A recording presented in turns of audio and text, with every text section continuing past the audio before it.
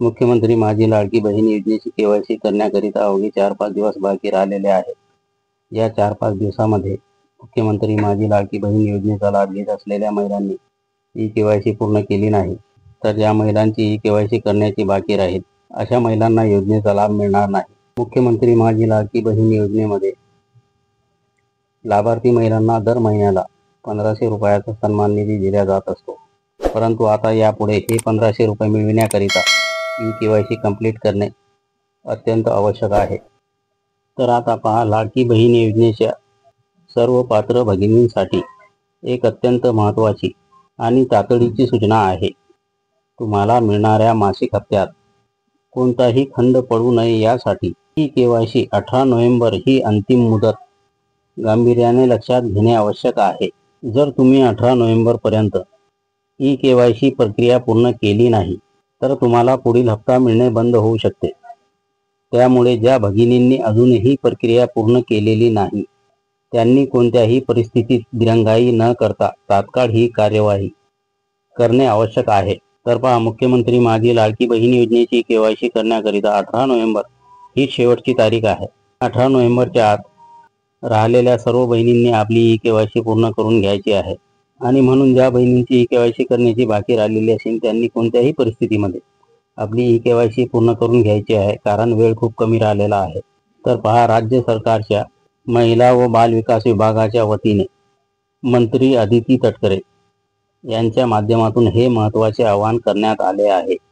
लाडकी बहीण योजनेचा लाभ अखंडितपणे सुरू ठेवण्यासाठी ई केवायसी करणे बंधनकारक आहे, असे त्यांनी स्पष्ट केले आहे. तर पहा, महिला व बाल विकास विभागाच्या मंत्री अदिती तटकरे यांनी हे आवाहन केलेले आहे की मुख्यमंत्री माझी लाडकी बहीण योजनेचा लाभ घेत असलेल्या सर्व महिलांनी ई केवायसी करून घ्यायचे आहे, कारण हे बंधनकारक आहे. हे पूर्ण केल्याशिवाय तुम्हाला योजनेचे लाभ सुरू राहणार नाही.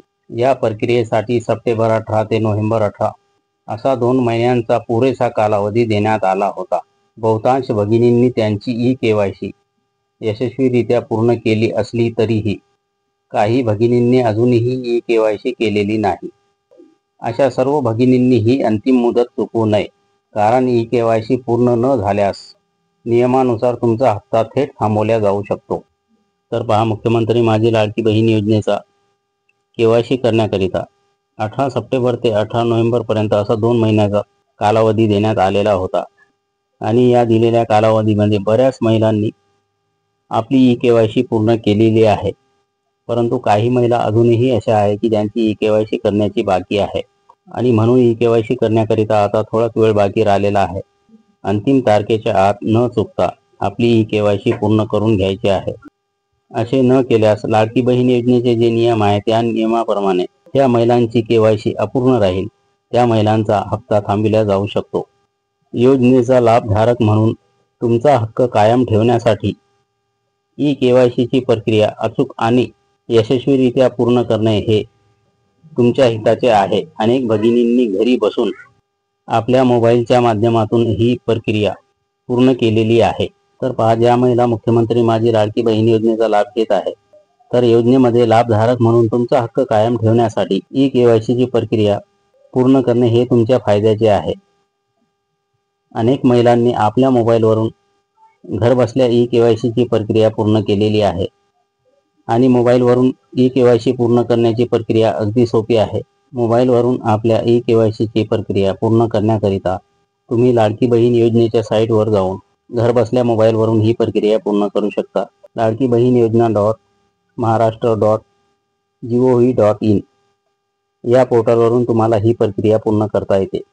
हा अत्यंत महत्त्वाचा विषय असल्यामुळे तुमच्या संपर्कातील प्रत्येक लाडक्या बहिणींपर्यंत ही माहिती लवकरात लवकर पोहोचवा आणि त्यांना 18 नोव्हेंबर पूर्वी ई केवायसी पूर्ण करण्यास सांगा. हा केवळ संदेश नसून तुमच्या आर्थिक लाभाच्या संरक्षणासाठी एक महत्त्वपूर्ण सूचना आहे. तर पहा, अतिशय महत्त्वपूर्ण ही माहिती आहे, कारण की 18 नोव्हेंबर शेवटची तारीख आहे मुख्यमंत्री माझी लाडकी बहीण योजनेची केवायसी करण्याची. आणि ज्या महिला ई केवायसी करण्याच्या बाकी राहिल्या असतील त्यांना ही माहिती मिळावी याकरिता जास्तीत जास्त व्हिडिओला शेअर करा. आणि यापुढेही मुख्यमंत्री माझी लाडकी बहीण योजनेविषयी येणारी प्रत्येक नवीन अपडेट लवकरात लवकर तुमच्यापर्यंत पोहोचावी याकरिता RPS गाईड यूट्यूब चॅनलला सबस्क्राईब करा, घंटीवर क्लिक करा, ऑल नोटिफिकेशनवर क्लिक करा, लाईक करा, कमेंट करा आणि व्हिडिओला जास्तीत जास्त शेअर करा.